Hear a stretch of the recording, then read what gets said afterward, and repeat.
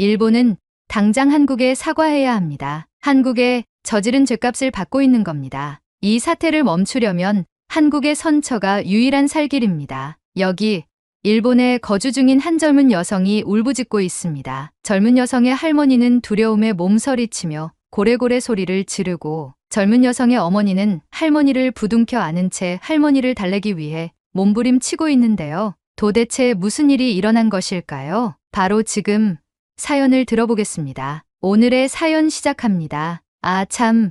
여러분의 구독과 좋아요는 가을을 빨리 오게 만듭니다. 놀러가기 좋은 날씨가 빨리 다가올 수 있도록 시원하게 한번 쏴주세요. 안녕하세요. 저는 일본 후쿠시마 인근에서 엄마랑 같이 작은 료칸을 운영하고 있는 나오미입니다. 저희 료칸은 각 방마다 테마가 구성되어 있는 료칸입니다. 실내에서 온천을 즐길 수 있는 아늑한 대욕장 방이 있고 밖에서 주변 산들과 어우러진 자연의 경관을 함께 즐길 수 있는 야외 대욕장 방이 대표적인 숙박업소예요. 그리고 일본식 다다미 방을 즐길 수 있는 방도 구비가 되어 있습니다. 저희 가족은 료칸 2층에서 거주하고 있어요. 주로 한국이나 중국에서 오신 분들이 많이 찾아주시고 가끔 유럽 손님들도 오시곤 해요. 이 료칸은 오래전부터 할머니, 할아버지께서 운영해 오셨고 가업을 물려받아 지금은 저희 엄마랑 제가 계속 운영하고 있어요. 그런데 요즘 우리 가족에게 뜬금없는 한국에 대한 큰 고민이 하나 생겼습니다. 바로 할머니 때문이에요.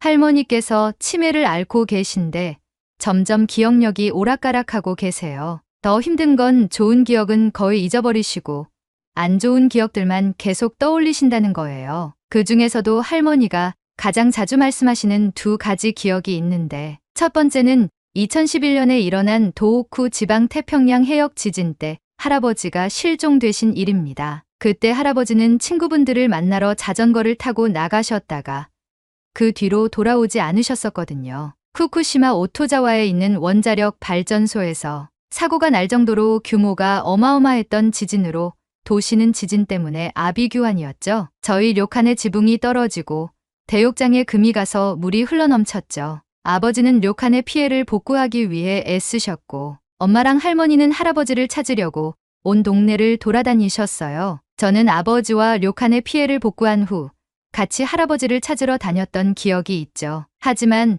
저희 가족은 끝내 할아버지를 찾지 못했어요. 며칠 후 경찰서에서 연락이 왔고 저희는 급히 경찰이 안내해준 병원으로 갔는데 결국 그곳에서 할아버지를 싸늘한 주검으로 확인해야만 했습니다. 그 후로 경찰서에서 연락이 왔고 지진이 일어나기 전 할아버지가 끌고 가셨던 자전거를 끌고 돌아오시던 아버지의 모습이 생생해요. 망가진 자전거를 보고 충격을 받으셨는지 할머니는 정신을 잃으셨고 그 당시에 충격이 할머니 머릿속에 남아 계신 것 같아요. 두 번째는 도호쿠 지진이 일어난 지 한 달 뒤에 발생한 2011년 후쿠시마 지진 때의 일입니다. 그 지진으로 아버지가 돌아가셨거든요. 당시 아버지는 후쿠시마 원전 사고와 지진의 여파로 피해를 입은 주민들을 돕기 위해 자원봉사를 나가셨어요. 대피소에 구호물자를 운반하시는 일을 하시며 주민들을 위해 노력하셨죠. 그러던 중 후쿠시마 지진이 일어났고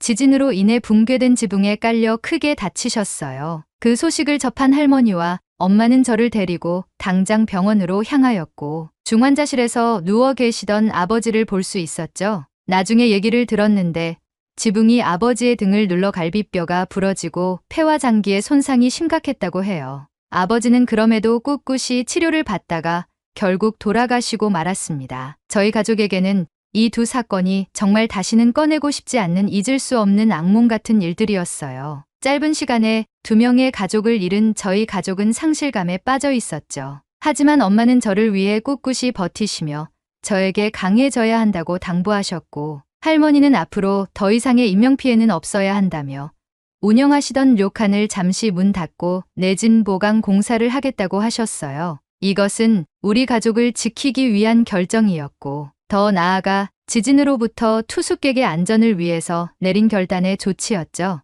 내진 보강 공사는 그리 쉬운 문제가 아니었어요. 공사 시간이 길어짐에 따라 생활비를 벌어야 하는 우리 가족은 일터에 뛰어들어야 했죠. 할머니께서는 공사를 관할하시며 료칸을 지키셨고 저와 엄마는 아르바이트를 전전하며 생활비를 벌었어요. 시간이 지나고 내진보강을 마친 저희 료칸이 재개장을 위해 재개장식을 하던 날이었어요. 많은 주민들이 축하해주기 위해 찾아왔고 저와 엄마는 분주히 재개장식을 준비하고 있었죠. 엄마는 저에게 할머니를 불러오라고 했고 저는 할머니를 부르러 할머니가 계신 방으로 올라갔죠. 할머니를 배웅하며 건물 밖으로 나왔어요. 그런데 할머니께서 평소와는 다른 이상한 행동을 보이기 시작하셨어요. 할아버지의 자전거를 뚫어지게 보시더니 저에게 말을 걸었어요. 할아버지는 자전거도 안 타고 어딜 가셨어? 저는 이게 무슨 소리인가 싶어 할머니에게 무슨 소리냐고 되물었어요. 그런데 다시 할머니께서 말씀하시길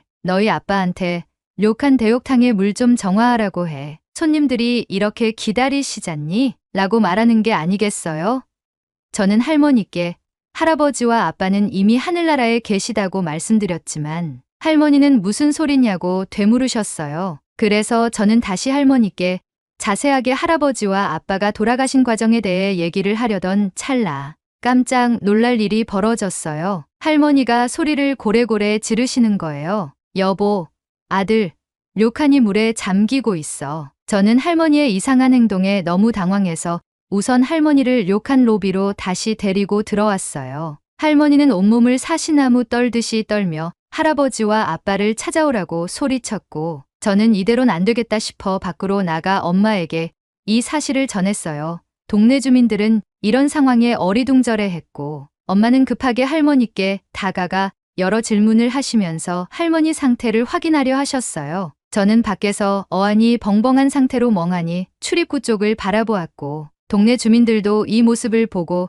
할머니를 안타까워하셨고 재개장식의 활기찬 분위기는 순식간에 숙연해졌어요. 엄마는 다시 나와 제게 할머니 곁에 있으라고 했고 저는 엄마의 말에 다급히 건물 안으로 들어가 난리치는 할머니를 부둥켜 안고 할머니에게 진정하라고 계속 말했어요. 엄마는 다시 로비로 돌아와 할머니를 방으로 모셔가셨고 저는 엄마를 따라 올라갔어요. 할머니는 조금 진정이 되셨고 무슨 일이냐고 되물었어요. 그 모습에 엄마는 동네 주민분들에게 얘기를 전하고 오겠다고 하시고 내려가셨고 저는 할머니와 대화를 나누면서 할머니께서 기억하지 못하시는 부분들을 사실대로 말씀드리기 시작했어요. 그런데 갑자기 할머니께서 굉음을 내며 소리를 지르기 시작하셨어요. 아니야, 싫어, 안 돼.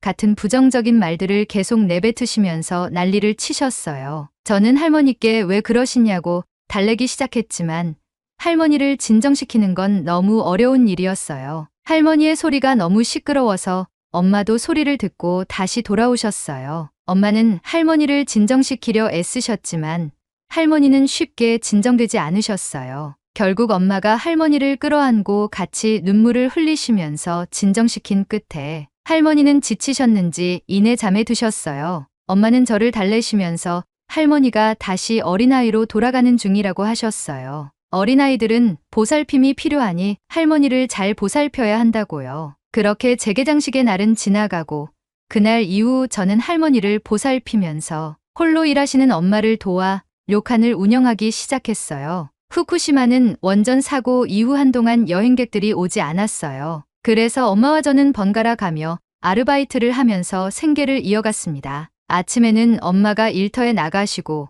저는 료칸을 청소하고 할머니를 돌보면서 손님 맞이 준비를 했어요. 늦은 밤 엄마가 퇴근하시면 저는 엄마와 교대에서 술집에서 서빙하며 돈을 벌었죠. 할머니를 돌볼 때는 참 힘든 상황이 많았어요. 어떤 날은 할머니가 모든 걸 기억하시면서 저와 대화를 나누셨다가도 어떤 날은 저를 전혀 알아보지 못하시는 경우도 있었죠. 하지만 이런 생활이 오래되다 보니 이제는 조금 익숙해지기 시작했어요. 그러던 어느 날 4년 전쯤이었을 거예요. 할머니와 함께 식사를 하던 도중 깜짝 놀랄 만한 사건이 벌어졌어요. 식사 중인 할머니께서 갑자기 젓가락을 놓으시더니 한국에게 사과해야 한다. 한국 때문에 힘들다라는 말을 계속 하시는 거예요. 저는 갑자기 한국에 대해 말씀하시는 할머니가 이상하게 느껴졌어요. 그래서 왜 한국에게 사과를 해야 하는지 물었지만 할머니는 계속 같은 말씀만 반복하셨어요. 같은 말을 반복하는 할머니를 보고 있으니 무서웠어요. 그래서 할머니가 다른 곳에 환심을 사게 하기 위해 제 이름도 물어보고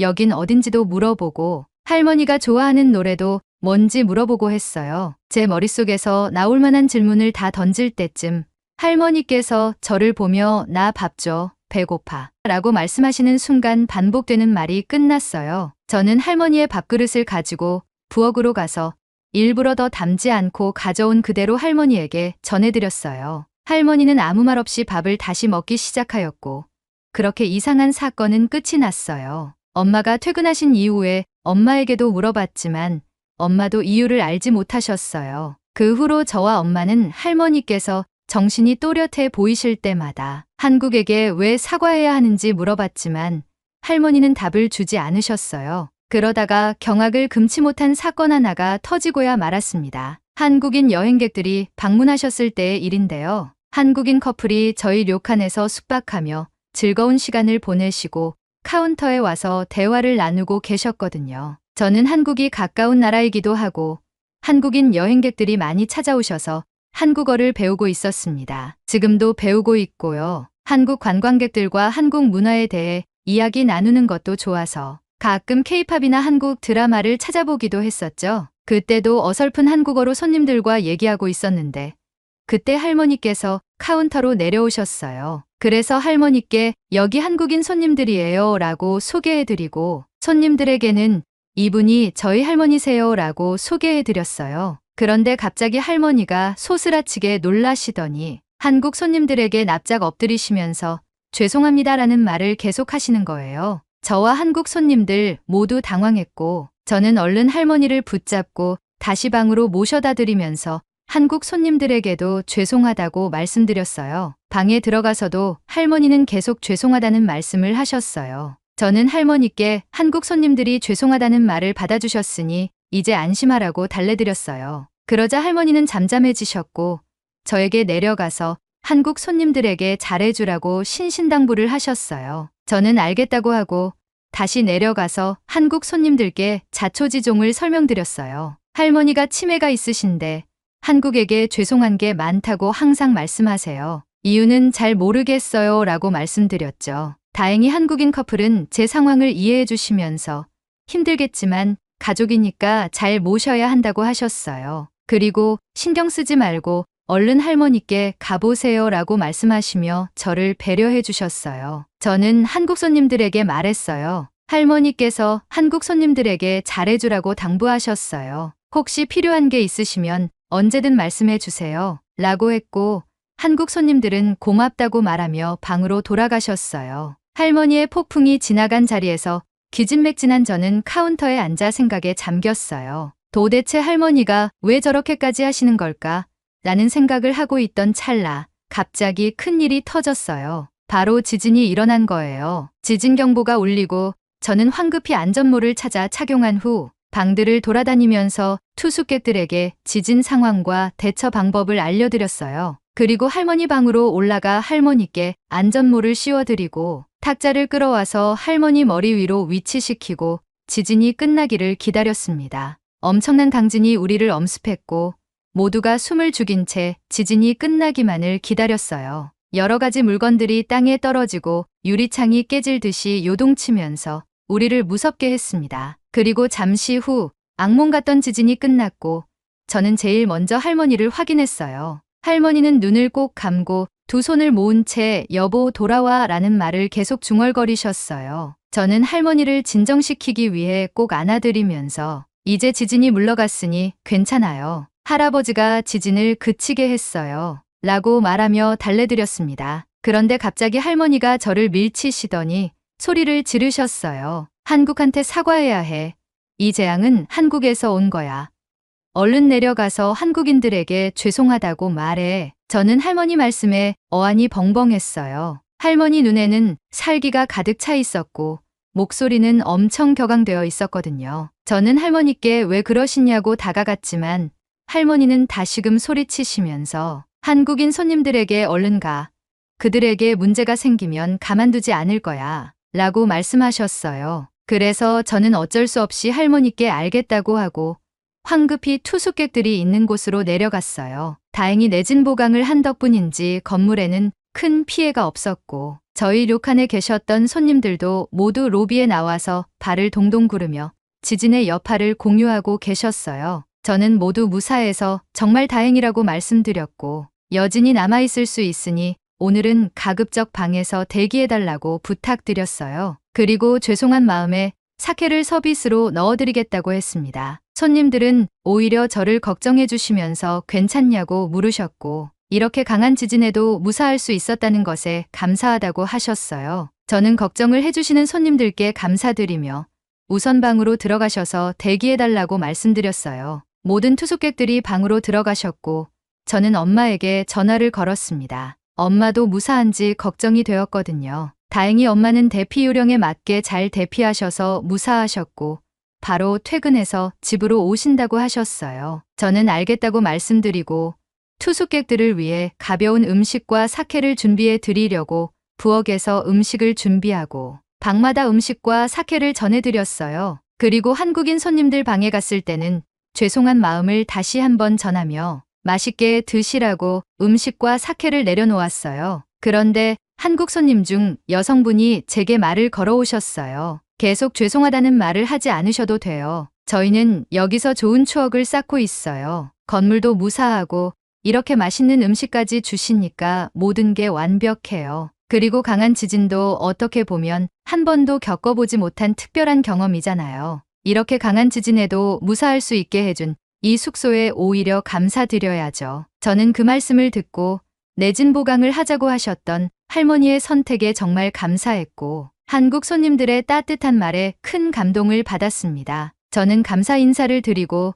다시 카운터로 내려왔어요. 그때 마침 엄마가 도착하셔서 두꺼운 옷을 벗고 계셨고 저는 엄마를 끌어안고 울음을 터뜨렸어요. 엄마는 무슨 일이냐고 물으셨고 저는 그동안의 상황을 모두 설명드렸습니다. 엄마도 제 말을 들으시고 우리 딸 정말 고생했어 라고 하시며 이제 엄마가 가게를 볼 테니 위로 올라가서 할머니를 돌봐드리라고 하셨어요. 저는 다시 할머니 방으로 올라가서 할머니를 살폈습니다. 할머니는 피곤하셨는지 이불에 누워 편히 주무시고 계셨어요. 저는 지진으로 인해 떨어진 물건들을 정리해야겠다고 생각하며 방을 살폈어요. 그런데 제 눈앞에 믿기 힘든 광경이 펼쳐져 있었어요. 분명 지진 때 땅에 떨어졌던 물건들이 다 제자리에 돌아가 있었거든요. 땅에 떨어진 물건이 하나도 없이 방 안이 깔끔하게 정리된 모습을 보면서 저는 너무 황당했어요. 순간 불현듯 머릿속에 스치는 생각이 있었어요. 할머니가 치우셨나?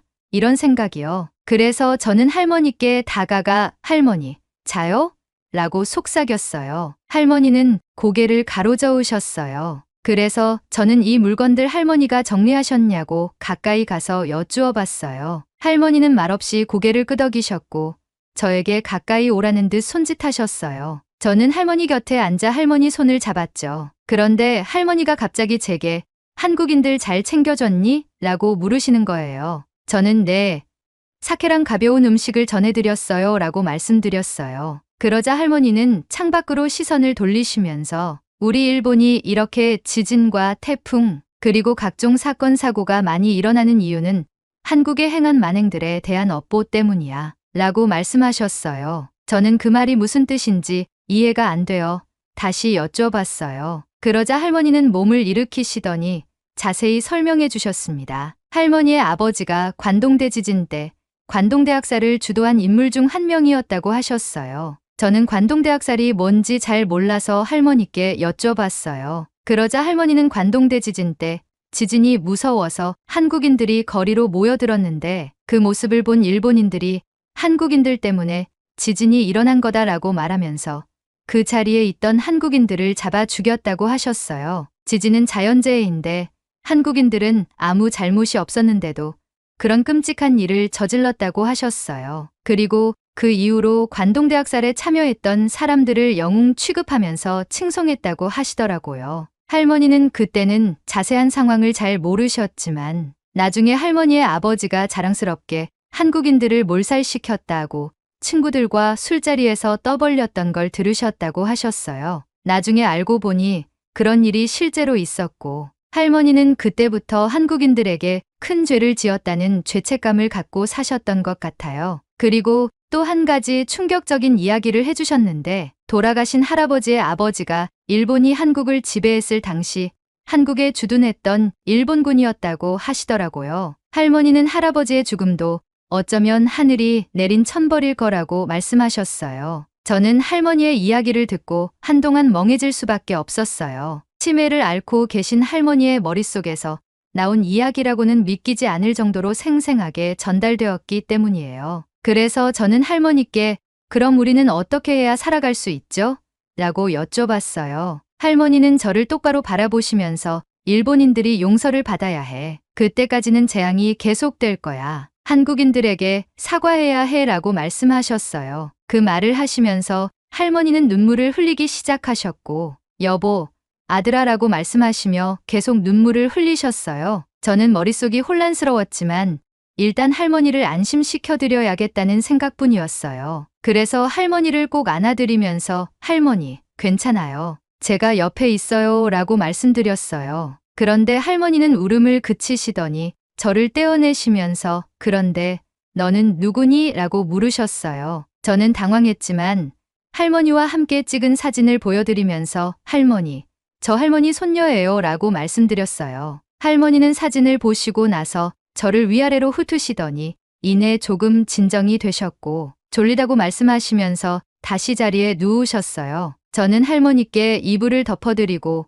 할머니를 토닥토닥 해드리며 재워드렸습니다. 할머니가 잠드신 후 저는 엄마에게 달려가 할머니께서 말씀해주신 이야기를 모두 전해드렸어요. 엄마는 제 얘기를 듣고 한동안 생각에 잠기신 것 같았어요. 제가 받은 충격을 엄마도 똑같이 느끼시는 것 같았거든요. 그러다 갑자기 엄마는 카운터를 쾅 하고 치셨어요. 저는 깜짝 놀라서 엄마를 바라봤고 엄마는 저를 데리고 밖으로 나가셨습니다. 그러더니 엄마는 제게 이야기를 시작하셨어요. 엄마의 이야기를 듣던 중 저는 정말 소름이 끼치면서 두려워지기 시작했어요. 엄마가 말씀하시길 지진이나 재난, 도시의 사건 사고가 발생할 때마다 할머니가 한국에게 사과해야 한다고 말씀하셨다는 거예요. 그리고 제가 생각했던 4년 전보다 훨씬 이전부터 할머니가 한국이라는 단어를 언급하진 않았지만 죄송하다고 해야 된다, 미안합니다 라는 말을 하셨다는 사실도 엄마에게 들었어요. 저는 그 얘기를 들으면서 과연 이게 사실일까 라는 생각이 들었어요. 엄마랑 저는 이 부분에 대해 더 확인해 봐야겠다고 생각했고 그 후로 할머니를 주의 깊게 관찰하기 시작했어요. 그런데 정말 신기한 일이 발생했어요. 그 후로 크고 작은 지진이나 태풍, 쓰나미, 화재, 폭우, 폭설과 같은 재난이 발생할 때마다 할머니가 한국에 사과하라는 말씀을 하신 이후에 재난이 일어난 거예요. 물론 제가 파악한 분석 안에서 할머니의 예언적 중률은 80% 정도 되었고 주로 지진과 폭우에 대한 인명, 재산 피해가 발생할 때마다 할머니는 100% 한국을 향해 사과하셨죠. 그래서 저희는 할머니의 말씀에 더욱 귀를 기울이게 되었고 할머니가 한국에 대해 언급하시기만 하면 저희 료칸에서는 재난에 대비해 안전물품을 준비하곤 했어요. 대비해서 나쁠 건 없으니까 항상 안전에 신경을 썼죠.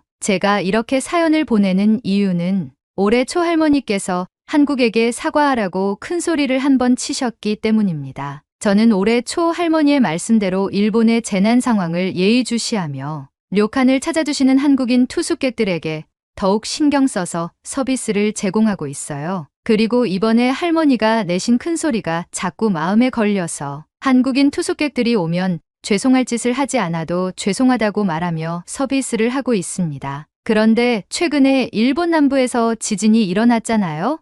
다행인지 아님 한국에 대한 사과가 효과가 있었는지 모르겠지만 후쿠시마에는 직접적인 피해가 없었어요. 그런데 지금 제일 걱정되는 건 태풍 산산이 일본 열도를 관통할 거라는 얘기가 들리면서 할머니 말씀이 자꾸 생각나는 거예요. 그래서 불안한 마음에 이 사연을 보내게 되었습니다. 저희 선조들 때문에 피해를 입으신 한국의 모든 분들에게 진심으로 사과드립니다. 저는 한국의 문화를 좋아하고 한국인 손님과 소통을 하며 즐겁게 지내고 있습니다. 저희 조상들이 저지른 일들은 나쁜 행동이며 반드시 일본 정부에서도 사과해야 된다고 봅니다. 아직까지 후쿠시마에 대한 반감이 있다는 것을 충분히 이해합니다. 투숙객들과 얘기를 나눠보면 일본이 얼마나 많은 노력을 해야 되는지 절실히 느낍니다. 언젠가 기회가 된다면 후쿠시마에서 여러분을 맞이하는 날을 기대하겠습니다. 최선의 서비스로 모시겠습니다. 마지막으로 진심으로 사과드립니다. 오늘의 이야기 어떠셨나요? 최근 연속적인 일본 열도의 타격에 일본인들이 많이 힘들어하고 있죠. 한국에 아픔을 준 일본인들이 천벌을 받는 건 좋으나 한국을 진정으로 위할 줄 아는 일본인들에게까지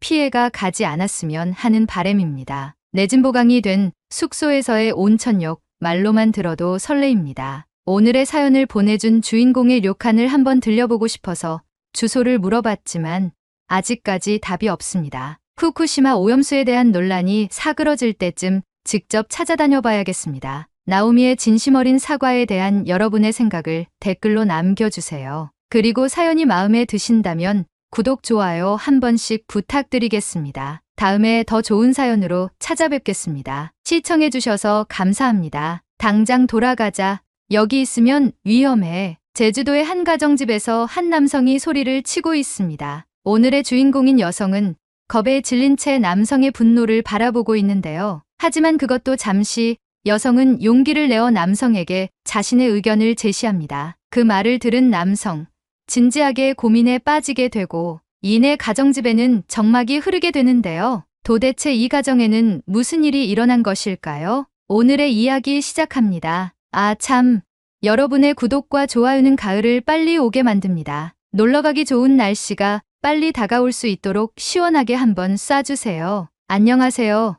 저는 리우라고 합니다. 오늘 이 사연을 보내는 이유는 제가 처해 있는 복잡한 상황에 대해 여러분의 조언을 구하고 싶어서입니다. 네, 맞아요. 저는 중국인입니다. 하지만 한국인과 다름없습니다. 여러분이 싫어하는 중국인의 이야기라 생각하지 말고 한국을 사랑하고 한국의 뿌리가 있는 교포라는 생각으로 이 이야기를 들어주시면 감사하겠습니다. 저는 어릴 적부터 국제적인 환경에서 자라왔습니다. 제 아빠는 성공한 사업가로 다양한 투자 기회를 찾아 세계 각지를 돌아다니셨습니다. 특히 아빠는 한국과의 사업에 깊이 관여하고 계셨습니다. 주로 한국 계열의 투자사와 협력하고 한국 바이어들과 클라이언트들을 많이 만나셨기 때문에 자연스럽게 한국어에 능통해지셨죠. 아빠는 한국과의 협업을 많이 진행하다 보니 소주를 좋아하시고 막창을 좋아하십니다. 주변에는 중국인 지인보다 한국 지인들이 더 많을 정도로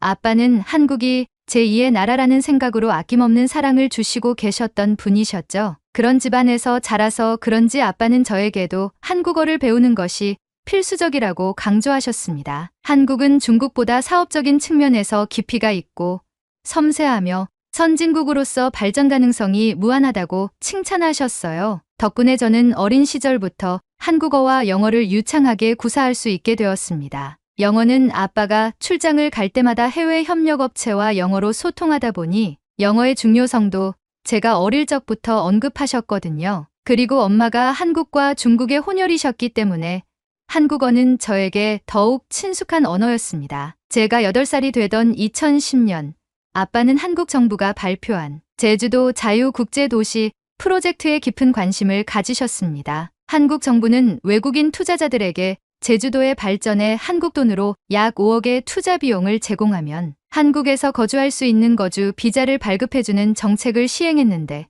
아빠는 이 기회를 놓치지 않으셨습니다. 아빠는 한국에 대한 좋은 감정을 가지고 있었고 제 교육의 폭을 넓혀주기 위해 애쓰셨던 분이라 가족 모두 한국으로 이주하여 살림을 차리는 것으로 방향을 잡으셨죠. 그 결과 우리 가족은 제주도에 집을 마련하고 한국에서 새로운 삶을 시작하게 되었습니다. 제주도로 이주한 후 아빠는 리조트 사업에 본격적으로 투자하셨습니다. 제주도의 아름다운 해안가에 위치한 고급 리조트는 규모가 상당했고 리조트 사업에 투자한 회사들은 성공을 확신했습니다. 제주도에 첫 발을 내딛었을 때도 제주도의 맑은 공기와 아름다운 경관, 휴양지로 최적의 환경이라는 생각을 그 당시 나이가 어린 저도 느꼈을 정도니까요. 제주도의 남쪽에 위치한 서귀포라는 도시에 작은 집을 하나 사서 저희 가족은 본격적인 한국 생활을 시작했어요. 저는 그동안 제주도의 초등학교에 다니며 자연스럽게 한국인 친구들을 사귀기 시작했습니다. 하지만 학교에서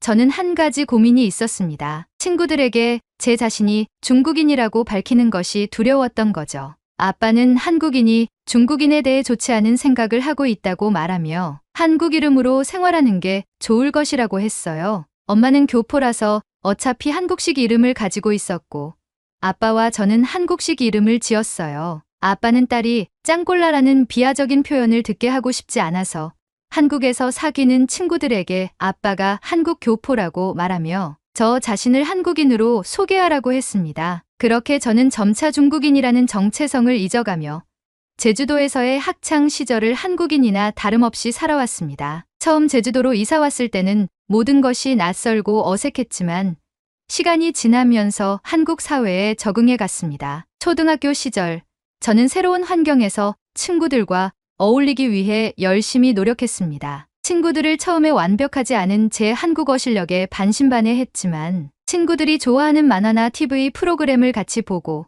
그들이 자주 하는 놀이를 함께하며 점점 친해졌습니다. 시간이 흐르면서 저는 중국에서 온 리우 펑이 아니라 친구들 사이에서 정리우라는 이름으로 인식되기 시작했습니다. 중학교에 진학하면서 제 한국어 실력은 더 자연스러워졌고 초등학교 때 친구들과 함께 학년이 올라가다 보니 자연스럽게 동화되어 갔습니다. 한국의 역사, 문화, 그리고 전통을 배우면서 저는 한국 사회에 대한 이해가 깊어졌고 한국이 중국에 대한 역사적인 압박을 받았다는 것을 인지한 이후로는 더욱 더 조심하게 되었습니다. 학교에서 배우는 한국 교육의 내용들이 점점 제 삶에 스며들었고 한국적인 사고방식과 역사관, 그리고 가치관도 자연스럽게 체득하게 되었습니다. 친구들 사이에서 저는 이제 거의 완벽하게 한국어를 구사하며 한국인처럼 행동하고 생각하는 정리우로 자리 잡았습니다. 고등학교에 진학할 때쯤 저는 이미 중국인이라는 정체성보다는 한국인으로서의 삶에 더 익숙해져 있었습니다. 친구들과 함께 공부하며 입시를 준비하고 같이 떡볶이를 먹으며 수다를 떨고 한국의 화장품으로 한국식 메이크업을 공유하고 학업 스트레스까지 공유하다 보니 한국의 입시생들과 다름없는 공감대를 형성하게 되었죠. 친구들이 저를 중국에서 온 리우 펑이라고 생각조차 할 수 없고 저도 제가 중국에서 왔다는 사실도 잊고 살아가고 있었습니다. 오히려 저는 그들과 동일한 목표와 꿈을 공유하며 같은 미래를 향해 나아가고 있다는 생각까지 들었습니다. 그리고 제가 제주도에 처음 왔을 때부터 아빠와 엄마는 제가 중국인이라는 것을 잊지 않게 하기 위해 중국 문화와 언어를 유지하려고 노력하셨지만 저는 점점 한국적인 생활 방식에 더 익숙해졌고 부모님도 어느 순간 한국의 학생을 둔 한국 부모님으로 바뀌어가고 있었죠. 엄마는 제가 한국에서의 삶에 잘 적응하는 모습을 보며 안심하셨지만 아빠는 가끔 제가 중국어를 사용할 때 어려움을 겪는 모습을 보며 걱정하셨습니다. 가끔 아빠는 제가 중국인이라는 사실을 잊지 않도록 중국어를 툭 던지시거나 중국의 소식을 이야기하며 중국인이라는 것을 강조하셨지만 제 안에서는 한국에서 보낸 시간이 더 큰 의미로 다가왔기 때문에 그런 말들은 한 귀로 들어와서 다른 귀로 빠져나가기 일쑤였죠. 이렇게 한국에서의 학창 시절을 보내며 저는 점점 더 한국인으로서의 정체성을 확립해 갔습니다. 친구들과의 관계, 학교에서의 생활, 그리고 한국 사회에 대한 이해가 깊어질수록 저는 중국인이라는 사실보다는 한국인으로서의 삶에 더 큰 자부심을 느끼기 시작했습니다. 하지만 한국에서의 아름다운 생활을 송두리째 뽑아가는 사건이 터지고야 말았습니다. 한국에서 한국인으로 즐겁게 살아가던 행복이 2017년 사드 배치 문제가 터지면서 큰 혼란에 빠지게 된 것이죠. 사드 배치로 인해 우리 가족은 현실적인 어려움에 처해지게 됩니다. 아빠와 함께 투자 진행을 하던 중국 계열 회사들이 모두 투자에서 빠지고 중국의 반한 감정이 돌기 시작했죠. 심지어 한국에 거주하는 중국인들에게까지 화살이 돌아가기 시작했어요. 다행히 우리 가족은 잘 숨기고 살아오긴 했지만 집에서는 항상 긴장감이 감돌았습니다. 아빠는 갑작스럽게 돌아가는 이 상황에 굉장히 분노하셨습니다. 중국 정부가 이것을 진지하게 받아들였다고 하며 우리 가족이 어려워졌다고 했습니다. 아빠는 제주도에 진행 중인 리조트 사업이 중국 정부 때문에 취소되었다고 했습니다. 투자금 회수도 어려워지고 사업은 장기간 중지될 거라고 했죠. 엄마는 아빠를 달래며 어떻게든 살아보자고 하시며 방법을 강구했어요. 아빠는 제게도 타격을 주지 말아야겠다는 생각을 했는지 아무 일 없을 거라며 저를 안심시키셨어요. 하지만 저는 쉽사리 마음이 편해지지 않았어요. 아빠가 그 정도로 분노하는 모습을 처음 봤기 때문이었죠. 그리고 며칠 후 아빠는 제주도에 정착하기 위한 돈을 벌어오겠다고 하시며 중국으로 돌아가셨어요. 엄마와 저는 제주도에 남아 생활을 이어가며 아빠를 기다리기 시작했습니다. 집안일만 하시던 엄마는 음식점으로 일을 하러 나가시기 시작했고, 저는 평소보다 더 검소하게 생활하려고 노력하며 아빠가 돌아올 때까지 아끼며 생활했어요. 저는 상황을 제대로 이해하고 싶어서 여러 자료를 찾아보기 시작했습니다. 사드가 무엇인지, 그리고 왜 이렇게 큰 논란이 되고 있는지를 알고 싶었죠. 인터넷에서 관련 기사를 읽고 뉴스 영상을 찾아보면서 저는 사드에 대해 점점 더 깊이 이해하게 되며 한국과 중국 사이에서 심각한 문제가 될 수 있겠다는 것을 직감할 수 있었어요. 먼저 알게 된 것은 사드가 미사일 방어 체계라는 사실이었습니다. 미국이 개발한 이 시스템은 적의 중단거리 탄도 미사일을 대기권 내외에서 요격하는 기능을 가지고 있다고 했습니다. 한국은 북한의 핵미사일 위협에 대응하기 위해 미국과 협력해 이 방어 체계를 도입하기로 결정했죠. 저는 이것을 이해할 수 있었어요. 한국은 북한과 휴전 중이고 북한의 도발이 빈번했기 때문에 한국으로서 그리고 동맹국인 미국으로서 북한의 난리부르스를 억제해야 하는 게 맞다고 생각했죠. 하지만 이건 비단 북한만의 문제가 아니었다는 사실을 알았습니다. 사드 배치 결정이 내려진 후 중국이 이를 매우 심각하게 받아들였다는 사실을 알게 되었죠. 중국은 사드의 레이더 시스템이 자국의 군사 활동을 감시할 수 있다고 판단했고, 이는 중국의 안보를 위협하는 요소로 간주되었습니다. 사드 배치가 동북아시아의 군사적 균형을 깨뜨릴 수 있다는 주장도 있었어요. 그래서 중국은 즉각적으로 강력한 반발을 시작한 것이었죠. 중국 정부는 한국에 대해 다양한 경제적 보복 조치를 취하기 시작했습니다. 제가 찾아본 자료에 따르면 중국 외교부는 사드 배치가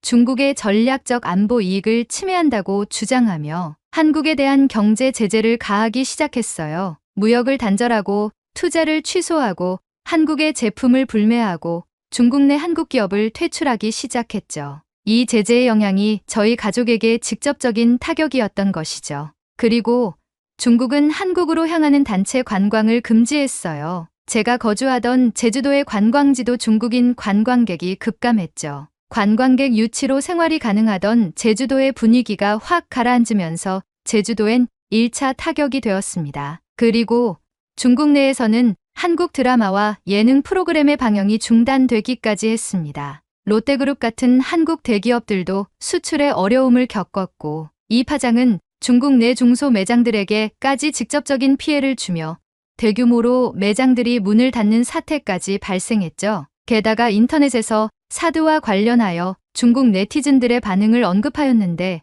상황은 생각보다 더 심각했습니다. 웨이보 같은 중국의 소셜미디어 플랫폼에서는 사드 배치를 강하게 비난하는 글들이 계속해서 올라왔고, 일부 중국 네티즌들은 한국을 배신자라고 부르며 감정적으로 격앙된 반응을 보였습니다. SNS에도 한국 불매운동이라는 슬로건이 계속해서 나타났고, 한국 제품 불매 운동과 한국 문화를 거부하는 캠페인이 급속도로 퍼졌습니다. 이런 반응은 중국 전역에 걸쳐 확산되었고, 한중 관계는 점점 더 악화되고 있었죠. 그런데 한국 내부에서도 사드 배치를 둘러싼 논쟁이 뜨거웠어요. 한국 정부는 북한의 핵 위협에 대응하기 위한 불가피한 선택이었다고 설명했지만 일부 국민들은 사드 배치가 오히려 한반도와 주변 국가들 간의 긴장을 고조시킬 것이라고 우려했습니다. 사드 배치 지역으로 선정된 경상북도의 성주시 시민들은 건강 문제와 환경 피해를 우려하며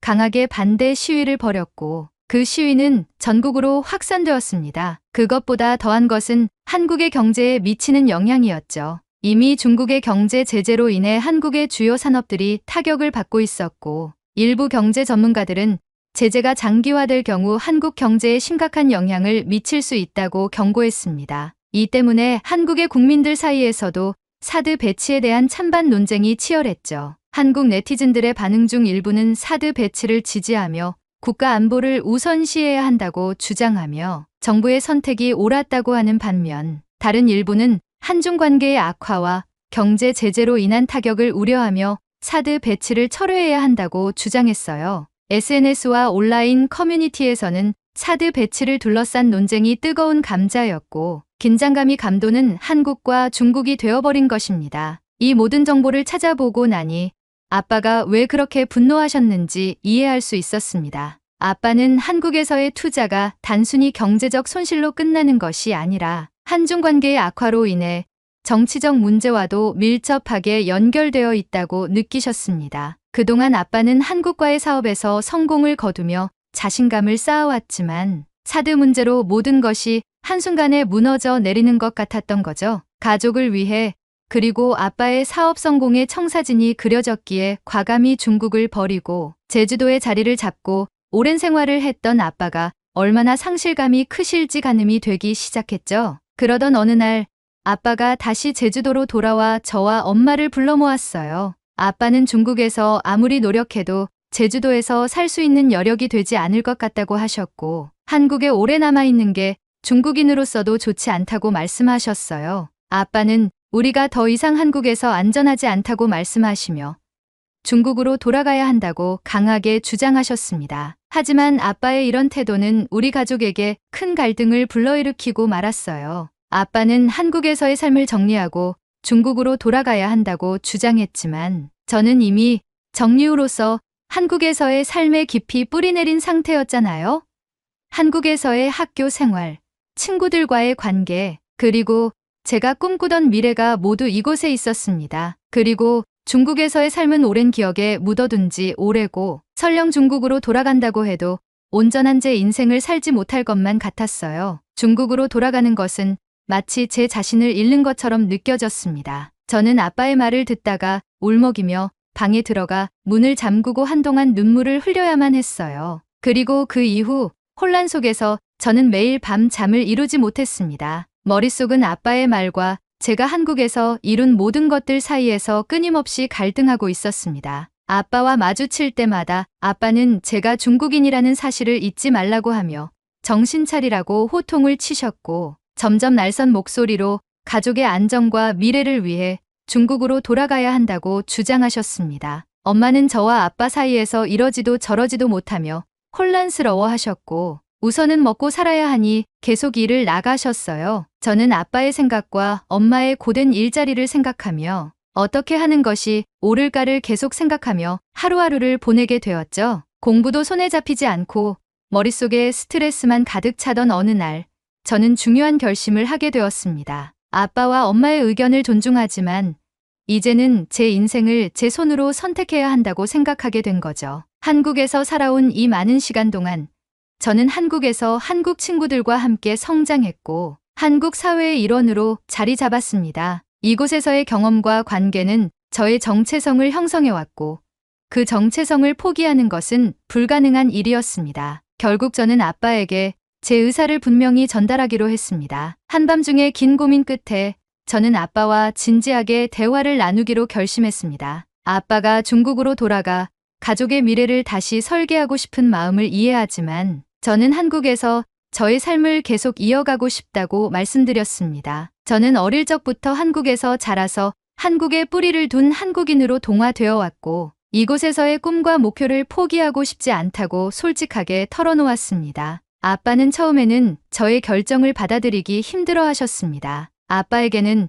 제가 여전히 어린아이처럼 느껴졌을 테고 아빠가 바라보는 세상은 제가 이해하기 힘든 부분이 많다고 하시며 다시 저를 설득하셨죠. 하지만 저는 단호하게 말했어요. 한국에서 쌓아온 저의 삶과 정체성을 포기하는 것은 절대 할 수 없다고 말씀드렸습니다. 그 순간 아빠의 표정이 굳어졌지만 저는 아빠의 눈에서 처음으로 저를 진지하게 바라보는 듯한 느낌을 받았습니다. 긴 침묵이 흘렀습니다. 엄마는 조용히 옆에서 우리 대화를 지켜보셨고 결국 아빠는 한숨을 내쉬며 고개를 끄덕이셨습니다. 아빠는 제가 한국에서 계속 머물기를 원하지 않았지만 제 결정을 존중해주기로 하셨습니다. 그 대신 아빠는 제가 한국에서 혼자 지내는 동안 강해져야 한다고 그리고 가끔은 중국으로 돌아와 가족과 시간을 보내달라고 부탁하셨습니다. 이 대화 이후 저는 마음속에 큰 짐을 던 것 같은 기분이 들었어요. 비록 아빠와의 갈등이 완전히 해소된 것은 아니지만 저는 제 삶의 방향을 스스로 결정했다는 사실에 자부심을 느꼈죠. 한국에서의 삶을 이어가기로 한 이 결정이 어떤 결과를 가져올지는 몰랐지만 저는 제 길을 선택한 것을 후회하지 않았어요. 저는 홀로 제주도에 남게 되었고 부모님은 중국으로 돌아갔어요. 제주도의 집을 정리하고 저는 원룸을 하나 잡고 생활하며 홀로 밥을 챙겨 먹고 학교를 가며 입시 준비를 하였고 마침내 서울의 대학에 합격할 수 있었습니다. 아빠와 엄마는 절 축하해 주셨고 아빠는 제주도의 집을 청산한 후 열심히 일을 하시며 가정의 경제 회복에 노력하셔서인지 서울의 한 오피스텔 방을 매입하셔서 제게 주셨어요. 저는 아빠에게 감사함을 가지고 서울로 이사해 새로운 삶을 시작했죠. 서울의 모 대학에 경제학과로 입학한 저는 아빠의 사업과 투자에 대한 존경심을 가지고 아빠의 사업을 물려받겠다는 생각으로 공부에 매진하고 있습니다. 경제학은 저에게 무척 흥미로운 분야였고 가끔씩 주고받는 아빠와의 대화에서 영감을 받으며 더 깊이 공부하고 싶어졌습니다. 한국에서 경제를 배우는 것은 저에게 많은 도전이었지만 그만큼 보람도 컸습니다. 가끔 서울에서 혼자 지내는 것은 쉽지 않다는 것을 느꼈습니다. 부모님과 떨어져 있다는 사실이 가끔은 외로움을 느끼게 했고 때때로 힘들기도 했습니다. 친구들과 학교 생활을 마치고 집으로 돌아왔을 때의 정적은 저를 우울하게 했지만 그 밖에 한국에서의 삶은 저에게 너무나도 친숙했기 때문에 버텨야 한다는 생각을 하며 지냈습니다. 대학에서 친구들과 공부하며 학점을 우수하게 받기 위해 노력하고 학교 외적으로 다양한 사람들과 만나면서 제 꿈과 목표는 점점 더 구체화되어 갔습니다. 그리고 저는 한국이라는 곳에서 직장을 잡고 결혼도 하며 평생을 보내고 싶다는 생각을 하게 되었죠. 부모님을 뵈러 중국에 갔을 때 저는 제 마음을 솔직하게 털어놓았습니다. 아빠, 엄마, 저는 한국이 너무 좋아요. 여기서 배운 것을 바탕으로 한국에서 직장도 잡고 제 인생을 계속 이어가고 싶어요. 아빠와 엄마는 제 이야기를 진지하게 들어주셨습니다. 하지만 아빠는 제 생각과는 조금 다른 의견을 제시하셨습니다. 리우야,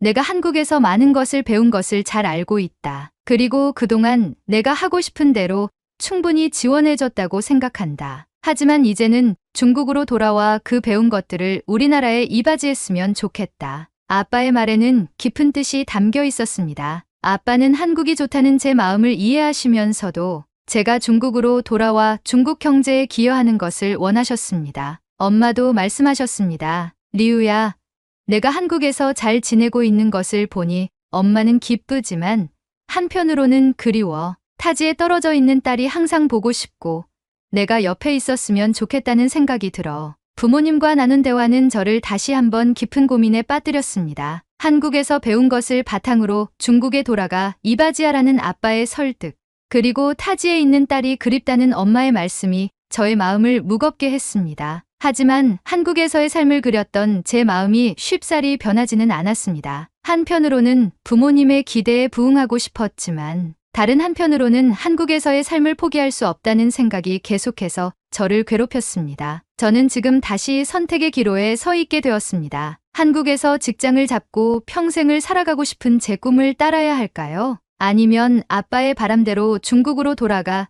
제가 배운 것을 중국에 이바지해야 할까요? 솔직히 중국으로 돌아가게 되면 지금보다 행복한 삶을 살 거라는 보장은 전혀 없을 것 같습니다. 그럼에도 부모님의 말에 따라 뿌리가 중국인 중국으로 돌아가야만 할까요? 제가 어떤 길을 선택해야 이 세상에 더 도움이 될지 여러분의 생각을 듣고 싶습니다. 솔직히 대다수가 중국인인 제가 싫어 중국으로 돌아가라고 할 것 같습니다. 하지만 한국에 동화되어 15년을 산 하나의 인간으로서 고민해 주셨으면 합니다. 다시 한번 말씀드리지만 저는 한국이 너무 좋고 이제 제 심신의 99.9%는 한국인이라는 것을 알아주셨으면 합니다. 제 이야기를 들어주셔서 감사합니다. 오늘의 이야기 어떠셨나요? 이 사연을 접하고 제주도에 있는 리조트들 중 중국 자본이 유입된 리조트를 검색해봤습니다. 큰 부지를 차지하고 있는 리조트가 공사를 멈추고 세계 자연유산인 제주도를 아프게 하고 있는 것 같습니다. 제주도는 우리 땅입니다. 제주도는 우리 땅이라고 생각하신다면 좋아요와 구독 부탁드리겠습니다. 그리고 사연의 주인공의 상황에 저도 고민이 되긴 합니다. 여러분의 생각을 댓글로 남겨주세요. 시청해주셔서 감사합니다.